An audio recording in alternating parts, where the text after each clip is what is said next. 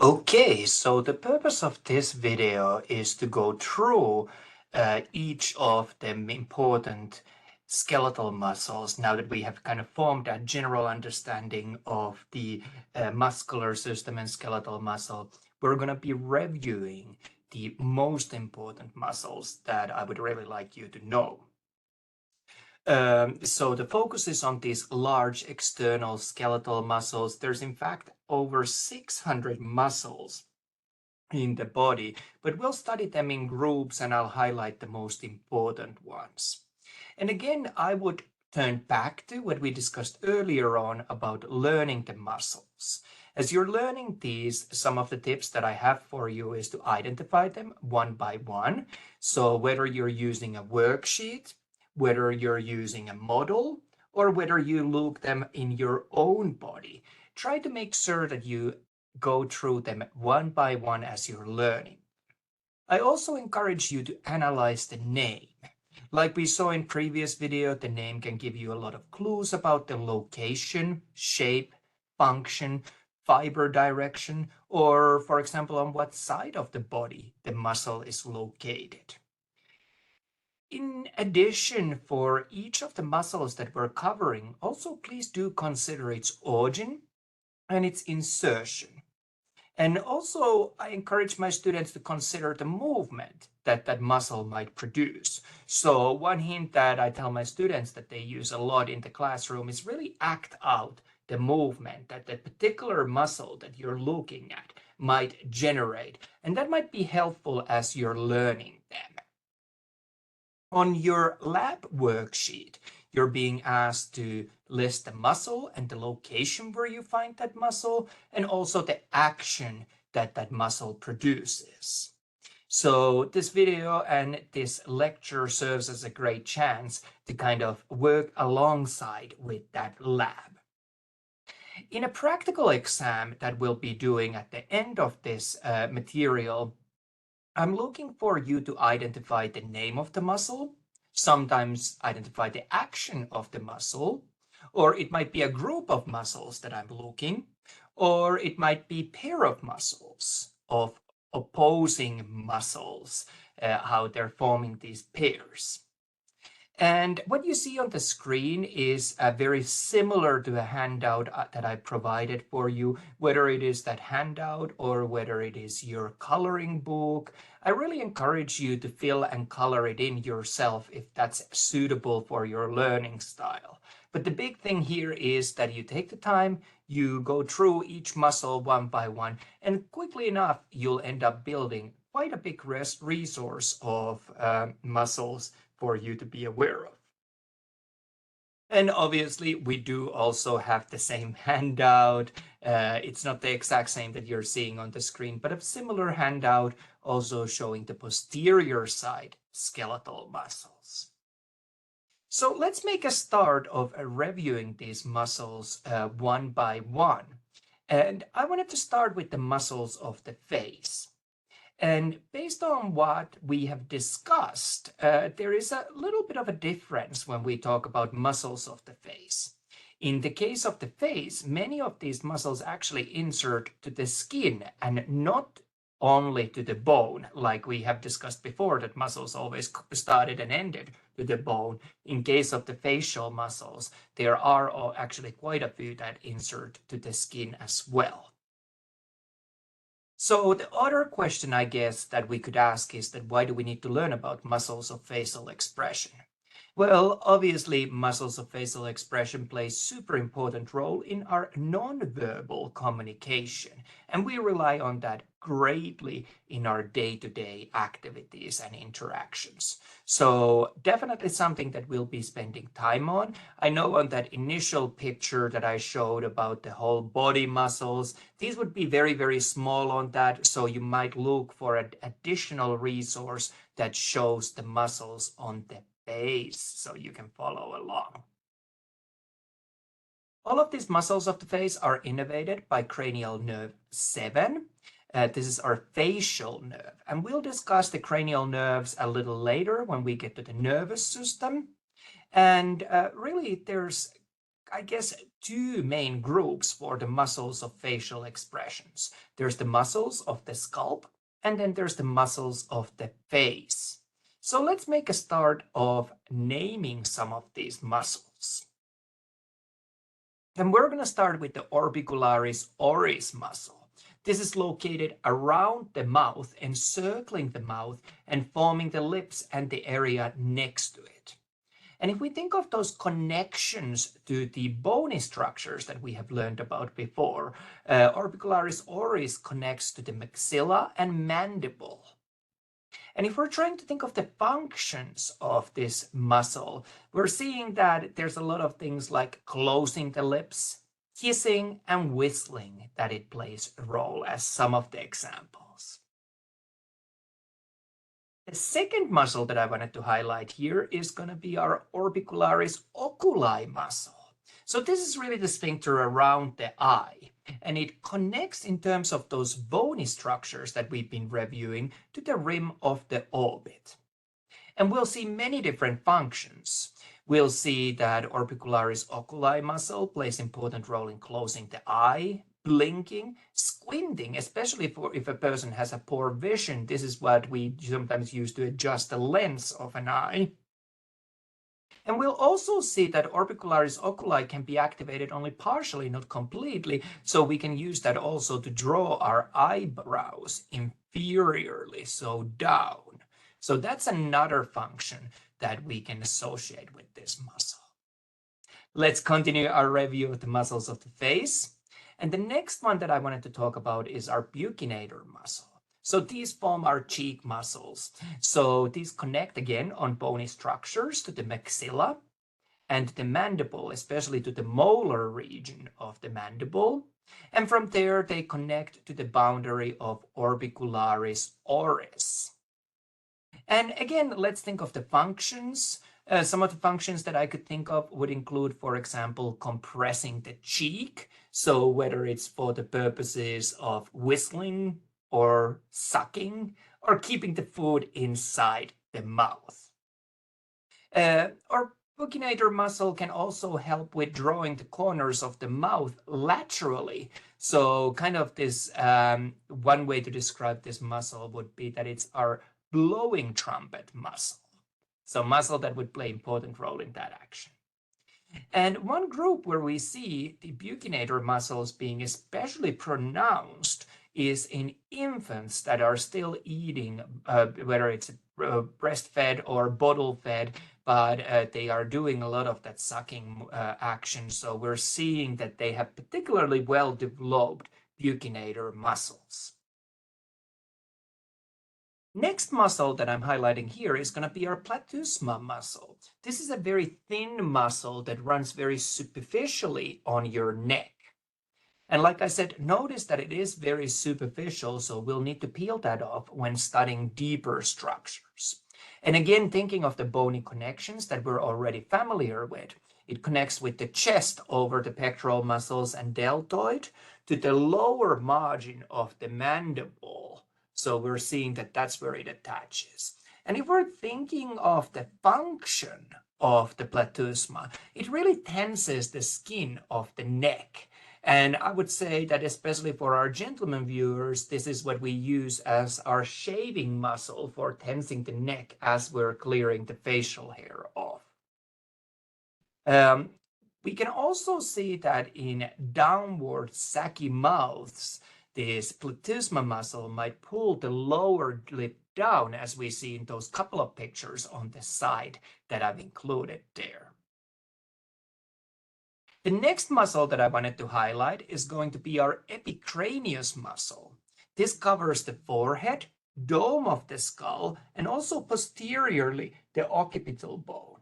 And notice that epicranius does not cover the temporal bone region. And again, thinking of the bony structures that it attaches above the eyebrows, at the root of the nose, and runs all the way back to the occipital bone, following the line of the temporal bone. And if we think of the function of this muscle, it really is raising the eyebrows, for example, moving the scalp, and you can feel it on yourself as you're holding on it and moving the epicranius muscle onwards, especially the epicranial aponeurosis. And this would be something that we have to be mindful in cosmetic surgery. We don't want to tense too much so we don't lose that little amount of movement that's crucial for our head and skin on the head. And what we're really seeing here is kind of a summary of everything that we've discussed. These are the kind of similar notes that align with what I would highlight to my students, to not look at every slide, but look at the big picture slides for review. So we're seeing a nice lateral view of the muscles of the scalp, face, and neck. And this slide really summarizes the muscles that we just talked about, the muscles of facial expression. And one might ask that why are these so important for us? Why do we want to learn about those? Well, these allow us to do these facial expressions like we saw at the very beginning. So important group of muscles, and that's why I wanted to spend some time talking about those. So moving onwards, next I want to talk a little bit about muscles that have to do with process of mastication, so chewing. So important muscles, and there's going to be really 4 that I'll highlight this time. And these are all innervated by our cranial nerve 5, which is our trigeminal nerve. And there's many different kinds of movements that these can make. They make the mastication process possible by closing the jaw, by grinding, and by chewing. So we're going to start with the first of these muscles, and the first one that I wanted to highlight is going to be our buccinator muscle. So we already talked about the buccinator muscle, the cheek muscle, so we'll just see it in a different picture or different view on this particular screen. What I wanted to talk next is going to be muscle that's known as masseter muscle. This is the most important one of the muscles of mastication, really powerful muscle for closing the jaw. And again, if we think of our skeletal anatomy that we're already familiar with, what we're seeing is that masseter muscle connects with the lower angle of the mandible. And it runs from there all the way to the zygomatic bone. And if we think of the function of the masseter, it really is that elevation of the mandible that's important here. Let's look at the next muscle of mastication. And that's going to be our temporalis muscle. This is a fan-shaped muscle that covers the temporal bone and parts of the frontal and parietal bone as well. And again, thinking of the bony structures that we're already familiar with, temporalis muscle connects with the skull at the temporal fossa and runs all the way to the coronoid, which was the most anterior or more anterior process of the mandible. And one thing to notice when we look at the temporalis muscle is that it runs under the zygomatic arch. And again, if we think of the function of the temporalis muscle, we're seeing that it closes the jaw. And this is really the muscle that maintains our jaw in this position at the rest, so it doesn't just hang open. There are also medial and lateral pterygoid muscles, and these are deep muscles located underneath the others. And if we look at their attachment points in terms of skeletal anatomy, the medial pterygoid muscle attach at the plate of the sphenoid bone, maxilla, and palatine bone and runs to the medial surface of the mandible near its angle. And if we think of the function then for this medial pterygoid, we're seeing that it contributes to the protracting, so pulling anteriorly the mandible, and promoting also the side-to-side grinding movements. Let's have a look at the lateral pterygoid and muscle, and this really connects again to the skeletal structures at the greater wing and at the palate of the sphenoid, and runs to the condylar process of the mandible and to the capsule of that temporomandibular joint. And the function of the lateral pterygoid is really to provide this forward sliding and side-to-side grinding movements of the lower teeth. Well, again, here we're seeing a nice summary of some of these muscles that we just discussed, kind of giving you a chance to put them together and see them in relation to each other as well. And we're going to move onwards from the muscles of mastication and shift our attention to the muscles of the tongue. And these are really the muscles that promote the tongue movements. And there's really three extrinsic muscles that anchor and move the tongue that we're going to be talking about. And these are our genioglossus muscle, hyoglossus muscle, and styloglossus muscle. And what I really want to say about them and they kind of make as the most important point is to notice how tongue is not just one single muscle, but it's made of multiple different muscles that work together. Next, we're going to shift our attention to the muscles of the neck. And we're focusing now on the muscles of the anterior neck. And the one that I want to highlight here as the first one is going to be our sternocleidomastoid muscle. This is an important one because it divides neck into two triangles that are our anterior triangle and our posterior triangle.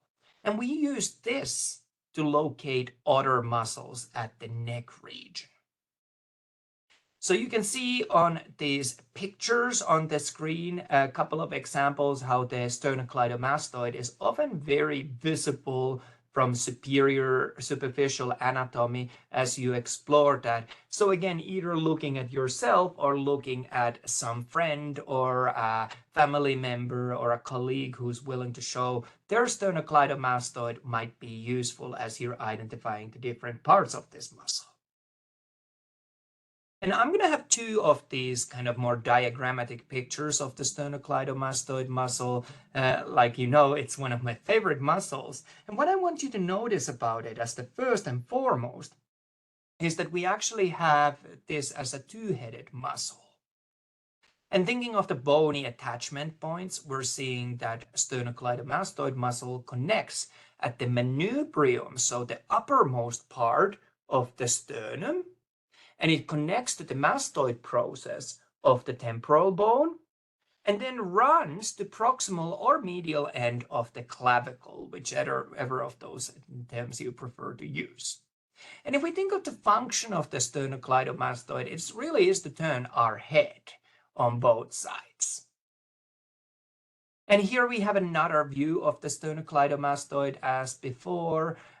So I think that that's helpful to see a few different views and few levels of dissection when looking at these muscles.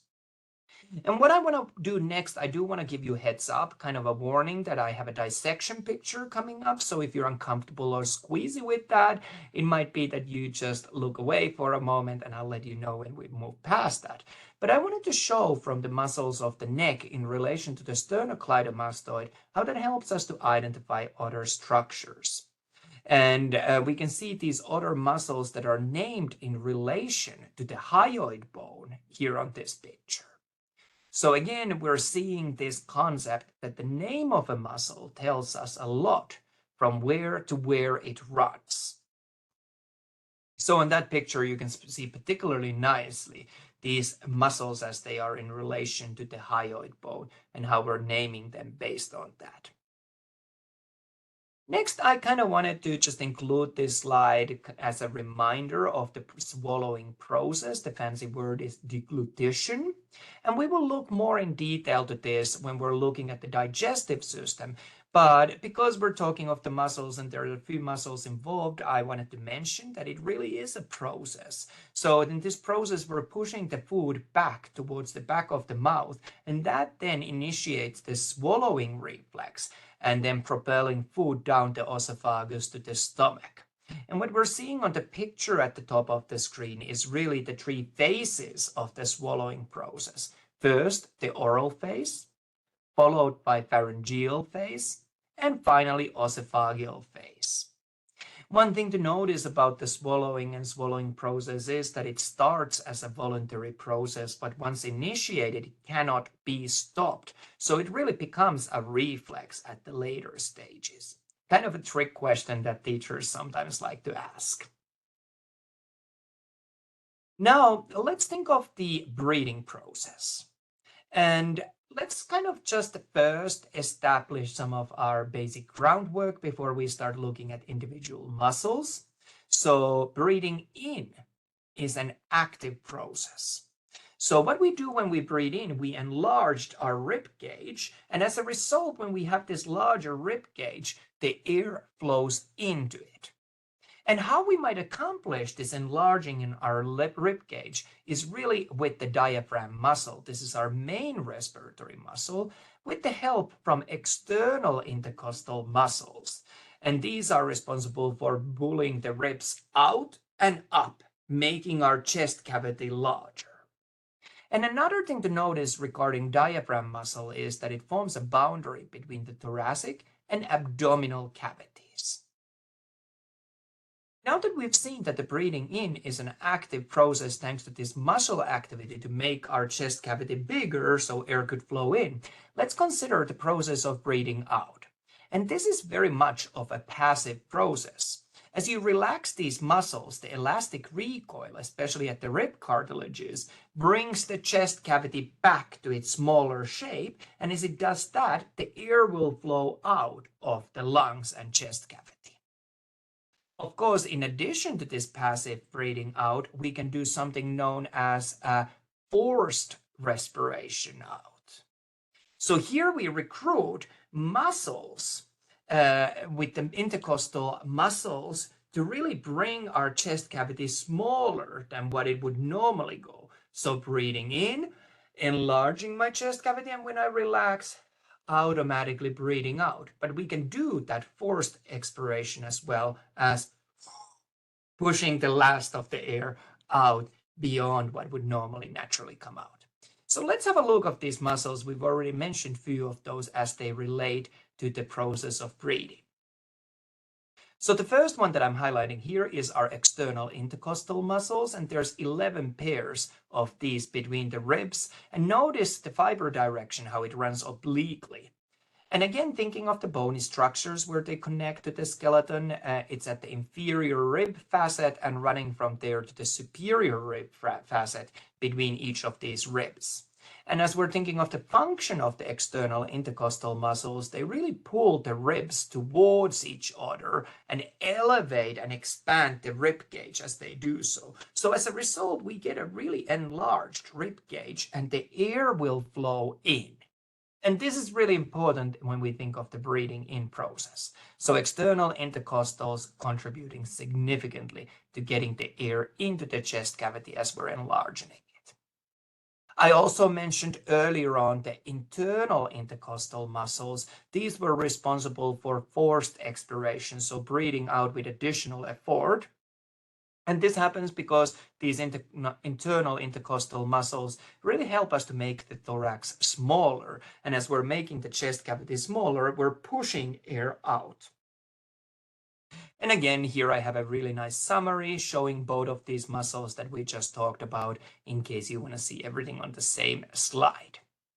But we're going to continue with the respiratory muscles, and there's one that we haven't talked about, which really is the main respiratory muscle, and that is going to be, of course, our diaphragm muscle.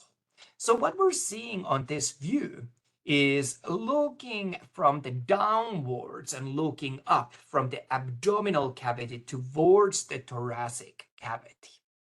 And what we see here is the main respiratory muscle, diaphragm muscle, which is a broad, thin sheet of muscle.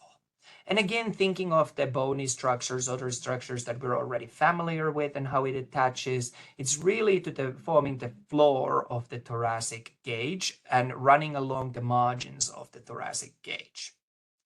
Notice that very few structures actually pierce through the diaphragm muscle. We do see that aorta, our IVC, so inferior vena cava, and oesophagus would be the very few structures that actually puncture through the diaphragm muscle. And if we think of the function of the diaphragm muscle, it is that it really, as it normally rests kind of in this dome shape, it flattens down when it contracts, and as a result, your lungs will become larger as this chest cavity grows, and air will flow in. So this is really the explanation why diaphragm muscle is the main respiratory muscle that we'll see. So let's move onwards from the thoracic cavity and have a look of the muscles of the abdominal wall. And these really function to facilitate trunk movements and compression of the abdominal viscera. And we're going to see four paired muscles, and we'll talk about their fasciae and aponeurosis from lateral and abdominal wall. Lateral and anterior abdominal wall, I should say. So the four muscles that we'll have a look of are our rectus abdominis muscles, external oblique muscles, internal oblique muscles, and transversus abdominis muscles. And we see that their fascicles run at angles to one another, which really provides this added strength. And all of these are innervated by intercostal nerves. And if we think of the functions of these abdominal muscles, it really is the lateral flexion and rotation of the trunk, and also many other physiological functions that I've listed there, going beyond just the movement, things like urination, defecation, childbirth, vomiting, coughing, screaming, things like that. And here we see one of the ones that I just mentioned. So this is going to be our rectus abdominis muscles. And these are the muscles that give you your six-pack. And thinking again of the connections to the skeletal structures that we're already familiar with, we would see that rectus abdominis muscles connect to the pubic bone, so at the pubic crest and pubic symphysis, and run from there to the rib cage, especially to the xiphoid process and costal cartilages. And thinking of the function of the rectus abdominis muscles, they form the lumbar region of the vertebral column. They facilitate the flexion and rotation. They also fix and depress ribs. They stabilize the pelvis. They help with abdominal cavity pressure as well. And if I'm thinking of the actual gym movements or workout movements that you could do, well, we see that rectus abdominis play an important role in sit-ups and curls. Let's have a look of our external, which are the more superficial. We see that the fibers, they run upwards. And our internal, these are the deeper, and in these fibers run downwards. So external and internal oblique muscles. So external oblique muscles connect, again, if we think of the bony structures, to the outer surfaces of the lower 8 ribs, and run from there to the linea alba via broad aponeurosis, and some of it into the pubic crest as well, and to the tubercle and iliac crest.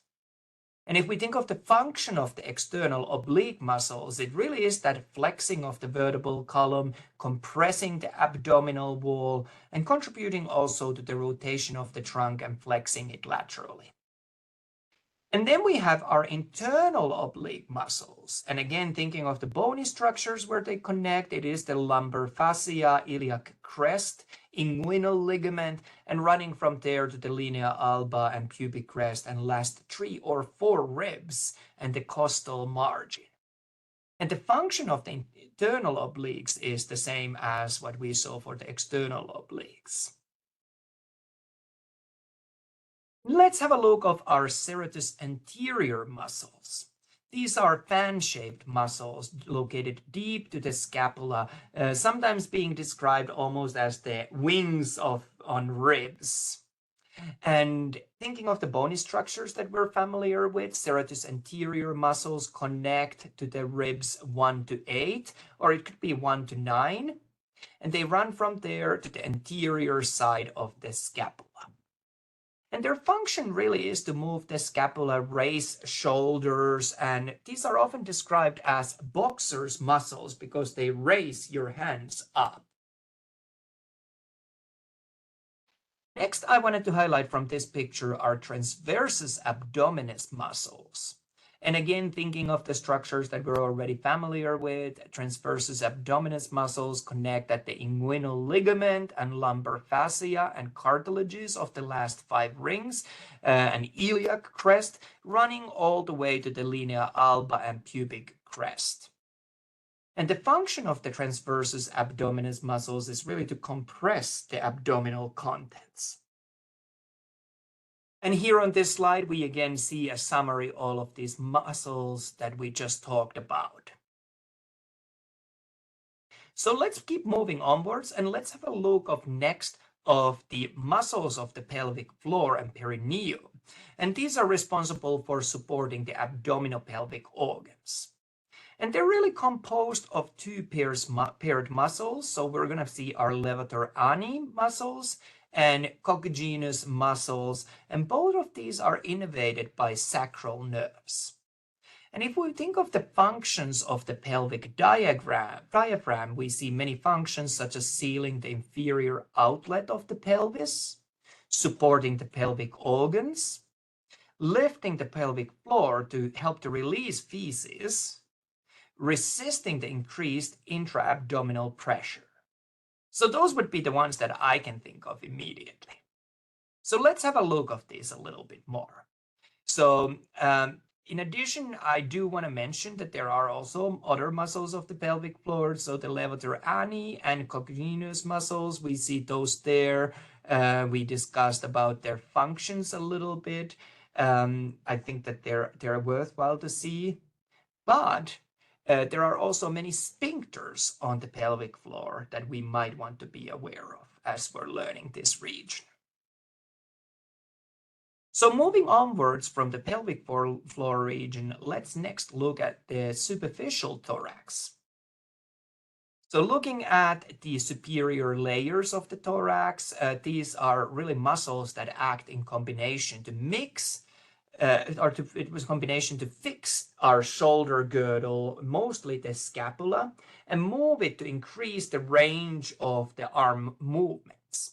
So we see numerous actions here, all kinds of movements. Remember the large range of movement of the shoulder, and these can be divided into two groups. And we're going to start with the pectoralis minor muscle. This is a flat, thin muscle, usually hidden by the pectoralis major muscle. And again, thinking of the bony structures where it connects at the anterior aspect of the ribs 3 to 5, or it could be 2 to 4. And running to the coracoid process of the scapula. And the function of the pectoralis minor muscle is to draw the scapula forward as it tenses. And I think we already discussed about the serratus anterior muscles, so we're just seeing here on this picture a little bit better view, in my view, of these muscles that we're already familiarized ourselves with. Next, I wanted to mention subclavius muscle, this thin muscle running below the clavicle, connecting from the first rib to the end of the clavicle. And if we think of the function of the subclavius muscle, it really is to help to stabilize and depress the pectoral girdle. So again, a nice summary of the previous muscles that we've seen and just discussed. And we're going to now move to the backside of the body. And what we're seeing here is, first of all, our trapezius muscle. This is a triangle-shaped flat muscle of the back.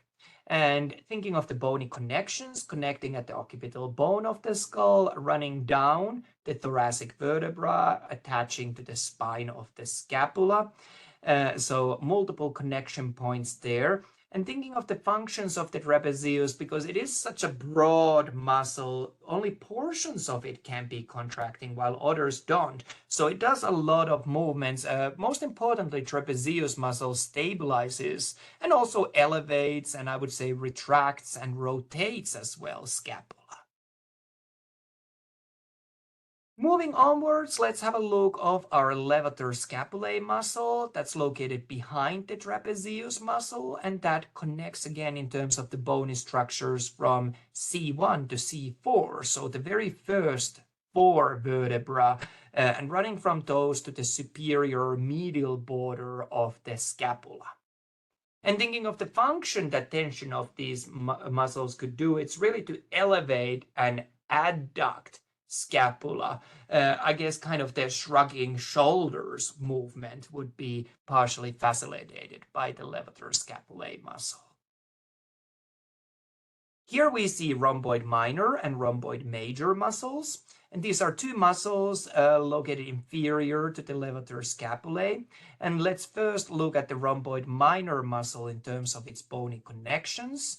It's really from C7 to T1 and running to the medial border of the scapula, whereas rhomboid major muscle connects from T2 to T5 and running again to that medial border of the scapula.